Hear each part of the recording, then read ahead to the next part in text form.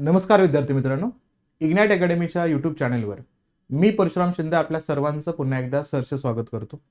2026च्या फेब्रुवारीपासूनच एक सगळ्यात महत्त्वपूर्ण मुद्दा सुरू आहे, तो म्हणजे पश्चिम बंगालच्या असणाऱ्या निवडणुकांचा कार्यकाल कंप्लीट झाला तरी पण निवडणुका अनाऊन्स का होत नाहीयेत आणि सत्ताधारी आणि विरोधी यांच्याकडनं कोणाकडनंच मागणी नाहीये इलेक्शन कमिशनकडं. याचा अर्थ असा नाहीये की मागणी झाल्यानंतरच इलेक्शन कमिशन निवडणुकांची अनाउन्समेंट करतो, पण तरी सुद्धा दोघांकडनं त्या पद्धतीची असणारी ऍक्टिव्हिटी आपल्याला होताना दिसत नाही. तरी पण निवडणूक आयोगानं या पद्धतीचा निर्णय घेणं अपेक्षित होतं. मग आता निवडणूक आयोगानं कालच आपल्याला कळतंय ते म्हणजेच काय, तर 4 राज्यांच्या आणि एका केंद्रशासित प्रदेशांच्या विधानसभांच्या निवडणुका डिक्लेअर केलेल्या आहेत. मग ज्या दिवशी इलेक्शन कमिशन या पद्धतीच्या निवडणुकांची अनाउन्समेंट करतो त्या दिवसापासूनच त्या ठिकाणी मॉडेल कोड ऑफ कंडक्ट आदर्श आचारसंहिता सुरू होते. आणि ती कधीपर्यंत असते? निकालाच्या दिवसापर्यंत असते. मग तो निकालाचा दिवस कधी असणार आहे, तर ती मतमोजणी असणार आहे 4 मेला आणि त्या अनुषंगाने निकाल आपल्याला कळेल. म्हणजे कालपासून ते 4 मे पर्यंत आता आचारसंहिता सुरू होताना दिसते या 4 राज्य व एका केंद्रशासित प्रदेशामध्ये. मग काय आहे थोडासा याचा डाटा जो परीक्षेसाठी आपल्याला आवश्यक असतो. सोबतच इलेक्शन कमिशनचा मुद्दा आलाय तर 324, 325, 326 या कलमांचा उल्लेख खूप महत्वाचा असतो. सोबतच कलम 82 आणि कलम 172 या दोन्ही कलमांचा आढावा आपल्याला या असणाऱ्या अंतर्गत करणं अपेक्षित असतं. या सगळ्या गोष्टींचा आढावा आपण या असणाऱ्या सेशनच्या अंतर्गत घेऊया. मग इलेक्शन कमिशन आत्ताच डिक्लेअर केले विधानसभांच्या निवडणुकांचा मुद्दा. याच्यामध्ये पश्चिम बंगाल आहे, याचे 2 फेजमध्ये इलेक्शन्स होणार आहे त्या ठिकाणी 23 एप्रिल आणि 29 एप्रिलला. आसाम आहे, आसामचे इलेक्शन्स होणार आहे त्या ठिकाणी 9 एप्रिलला. तमिळनाडू आहे, तमिळनाडूचे इलेक्शन्स होणार आहेत 23 एप्रिलला. पुदुचेरी आहे केंद्रशासित प्रदेश, 9 एप्रिलला इलेक्शन आहे. आणि नंतर येतो केरळ, तो सुद्धा 9 एप्रिलला इलेक्शन असणार आहे. आणि त्या सगळ्यांच्या असणाऱ्या मतमोजणीचा उल्लेख केला तर 4 मेला याची मतमोजणी असणार आहे. मग हा मुद्दा स्टार्ट करत असताना तुम्हाला काय अपेक्षित आहे लक्षात ठेवणं, तर निवडणूक आणि त्याच्याशी संबंधित असणाऱ्या संविधानाची महत्वपूर्ण कलम. याच्यामध्ये काय लक्षात ठेवायचं, पहिलं कलम 324 चा उल्लेख याच्यामध्ये करतो आपण. मग काय येतं, निवडणुकांवरती देखरेख असेल, नियंत्रण असेल, दिग्दर्शन असेल, हे करण्याचा अधिकार कोणाला असेल, निवडणूक आयोगाकडे असणार आहे, इलेक्शन कमिशनकडे असेल. मग हा इलेक्शन कमिशन आपल्या भारतामध्ये स्वतःचं कामकाज ऑलरेडी कधीपासून सुरू करतो, त्या ठिकाणी 26 नोव्हेंबर 1949 ला जेव्हा घटना स्वीकारली त्याच दिवसापासून हा मुद्दा आपण लागू केला होता. कलम 324 लागू झाला होता.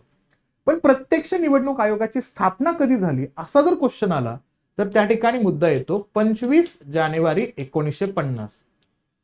जे 26 जानेवारी 1950 ला आपल्या भारतीय राज्यघटनेला लागू होताना आपण बघतो, पण त्याच्या एक दिवस अगोदरच आपल्याला इलेक्शन कमिशन या ठिकाणी स्थापन होताना दिसतो. त्याच अनुषंगाने 25 जानेवारी आपण हा दिवस कोणता दिवस म्हणून साजरा करतो, तर नॅशनल वोटर्स डे, राष्ट्रीय मतदार दिवस म्हणून त्या ठिकाणी घोषित करतो. माझा एक प्रश्न आहे, कमेंट बॉक्समध्ये उत्तर द्या.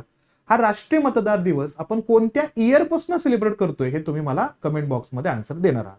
त्यानंतर उल्लेख केला तर आर्टिकल 325 चा रेफरन्स येतो. इथं काय, धर्म, वंश, जात आणि लिंग या कारणांवरनं काय करता येणार नाही, कोणत्याही व्यक्तीला मतदार यादीमध्ये समाविष्ट करण्यासाठी अपात्र ठरवले जाणार नाही.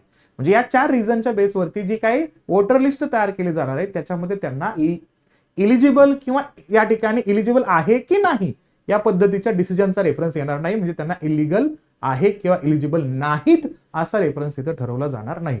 आणि अति महत्वाचा आहे तो म्हणजेच काय, कलम 326, कारण इथं आहे लोकसभा आणि राज्यांच्या विधानसभांच्या निवडणुका प्रौढ मताधिकाराच्या अडल्ट सफरेजच्या आधारावरती होणार आहेत. म्हणजे सुरुवातीला तो एज ग्रुप होता, 21 वर्ष पूर्ण झालेल्या व्यक्तीला वोटिंगचा अधिकार होता आणि तो एज किती केला, तर 1988-89 ला 61 नंबरची असणारी अमेंडमेंट केलं आणि तो एज ग्रुप 21 वरनं 18 वरती आणलेला आहे. आणि याच्यावरती तुम्हाला महत्वपूर्ण मुद्दा असतो तो म्हणजे राईट टू वोट, मतदान करण्याचा असणारा जो अधिकार आहे का, तो कोणत्या प्रकारचा अधिकार आहे. मग राईट टू वोटचा उल्लेख आला तर इथं मतदार यादीचा उल्लेख आणि अडल्ट असणाऱ्या सफरेजचा उल्लेख, या दोघांचा उल्लेख करायचा कलम 325, 326 चा.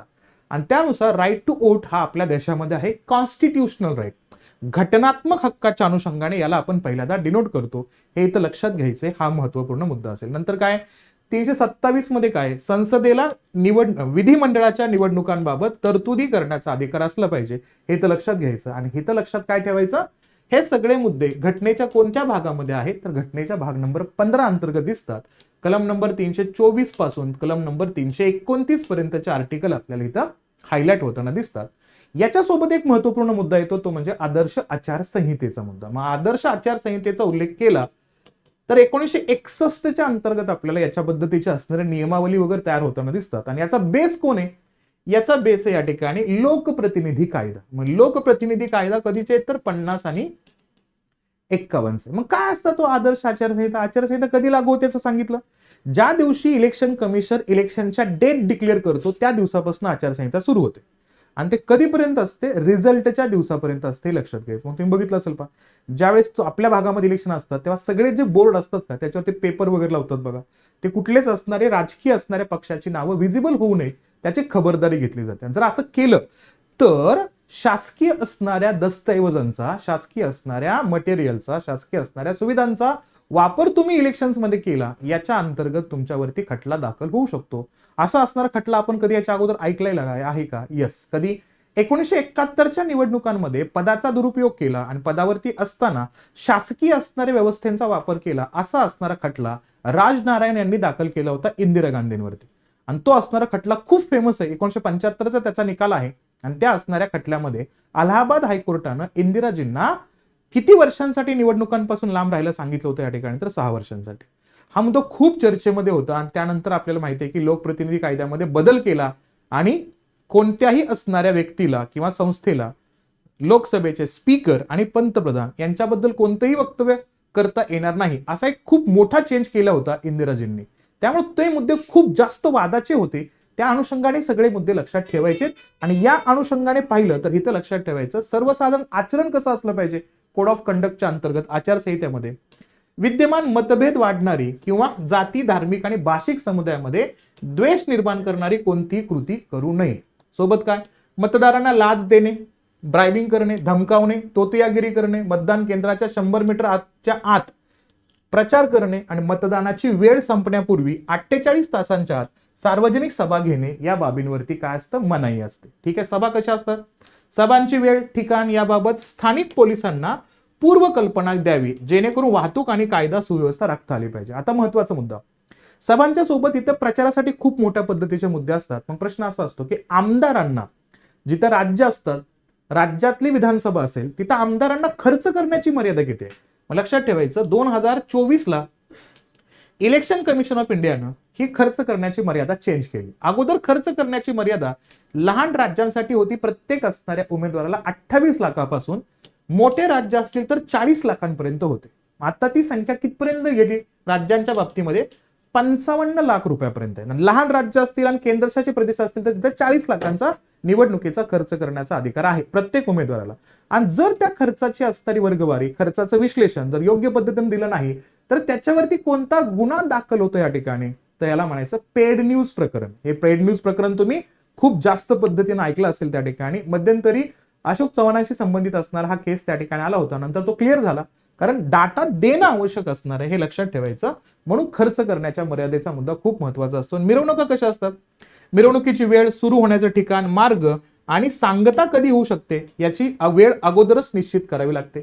मतदानाचा दिवस जो असतो का तिथं काय केलं जातं? शांततापूर्ण मतदान पार पाडण्यासाठी सर्व राजकीय पक्ष उमेदवारांनी निवडणूक अधिकाऱ्यांना सहकार्य करावे. मतदानाच्या दिवशी आणि त्यापूर्वीच्या 48 तासात लिक्कर देऊ नये, मद्यपान किंवा मद्य वाटप होऊ नये असा उल्लेख येतो. सत्ताधारी पक्षाबद्दल पाहिलं, मंत्र्यांनी शासकीय दौऱ्यांची सांगड निवडणूक प्रचाराशी घालू नये, शासकीय यंत्रणेचा वापर करता येणार नाही.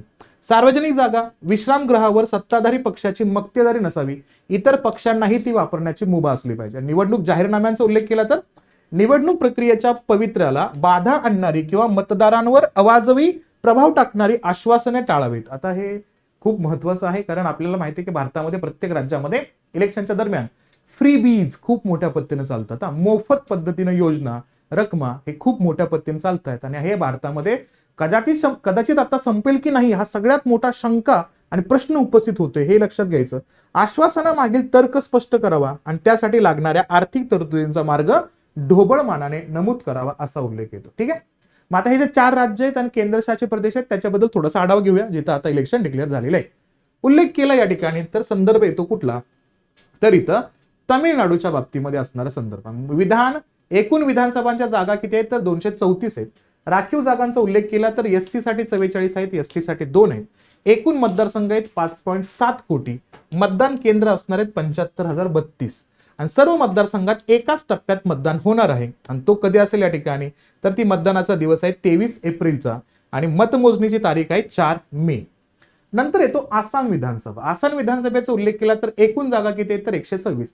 प्रत्येक विधानसभामध्ये मेजॉरिटी किती लागते, निम्म्यापेक्षा एक जागा जास्त, एवढं सिंपल लक्षात घे. जसं महाराष्ट्राची किती आहे 288 आहे ना, मग महाराष्ट्राच्या असणाऱ्या विधानसभेमध्ये मेजॉरिटी पाहिजे असेल तर किती असेल 144 अधिक 1, 145 ची मेजॉरिटी लागते, हे लक्षात घ्यायचं. मग इथं आसामची विधानसभा 126 जागांची, याच्यामध्ये राखीव जागा किती आहेत एससीच्या 9, एसटीच्या किती आहेत 19, हे लक्षात घ्यायचं. एकूण मतदार किती आहेत 2.5 कोटी आहेत, मतदान केंद्र 31,486 आहेत, एकाच टप्प्यात मतदान होणार आहे. तो दिवस आहे कुठला, 9 एप्रिल आहे, हे लक्षात ठेवूया. नंतर येतो पश्चिम बंगाल.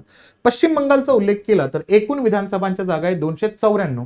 याच्यामध्ये राखीव जागांचा उल्लेख केला तर एससी 68 आहेत, एसटी 16 आहेत, एकूण मतदार आहेत 6.5 कोटी, मतदान केंद्र आहेत 80,719 आणि मतदानाच्या जागांचा उल्लेख केला तर पहिल्या फेजमध्ये 152 जागांसाठी इलेक्शन होईल 23 तारखेला आणि टप्पा 2 मध्ये 142 जागांसाठी निवडणुका होतील 29 तारखेला आणि मतमोजणी 4 मेलाच असेल. केरळ विधानसभेचा उल्लेख केला तर एकूण विधानसभेच्या जागा आहेत 140, राखीव जागांचा उल्लेख केला तर एससी साठी 14, एसटी साठी 2 आहेत, एकूण मतदार किती आहेत तर 2.7 कोटी आहेत, मतदान केंद्र आहेत 30,471 आणि इथे एकाच टप्प्यात निवडणुका होणार आहेत, मतदान होणार आहे 9 एप्रिलला या ठिकाणी वोटिंगचा दिवस असेल. आणि पुद्दुचेरीचा उल्लेख केला तर विधानसभेची निवडणूक या ठिकाणी बघतो आपण किती आहे तो 4, पुद्दुचेरीचे भाग 4 आहेत, यानम, कराईकल, पुद्दुचेरी आणि माहे, हे लक्षात ठेवायचं. आणि एकूण विधानसभा किती आहे त्याच्या जागा 30, याच्यामध्ये राखीव जागा किती आहेत, कोणाला एससी ला 5 आहेत आणि एकूण मतदार किती आहेत तर 9.4 लाख आहेत, मतदान केंद्र आहेत 1099, एकाच टप्प्यात मतदान आहे, तो आहे 9 एप्रिलला, हे लक्षात घ्यायचं. तर हा असेल या ठिकाणी मतदानांचा 4 राज्य आणि 1 केंद्रशासित प्रदेशातल्या असणाऱ्या निवडणुकांचा उल्लेख, इलेक्शन कमिशनचं असणारं काम, आचारसंहितेचा मुद्दा, कलमांचा उल्लेख आणि कलम 82 आणि 172चा उल्लेख केला तर प्रत्येक जनगणनेनंतर विधानसभा, विधान परिषद सोबतच राज्यसभा आणि लोकसभा यांच्या जागांच्या असणाऱ्या मतदारसंघाची संख्या बदलणं अपेक्षित असतं. त्यासाठी येतो परिसीमन आयोग आणि आपल्या भारतामधला परिसीमन आयोग हा 2026 नंतर आपल्याला स्थापन होता येईल 5व्या क्रमांकाचा. आतापर्यंत किती परिसीमन आयोग स्थापन झाले, फक्त 4. कधी कधी होते ते 1952, 62, 72 आणि 2002चा होता, हे इथं लक्षात ठेवायचं. ठीक आहे, चालेल.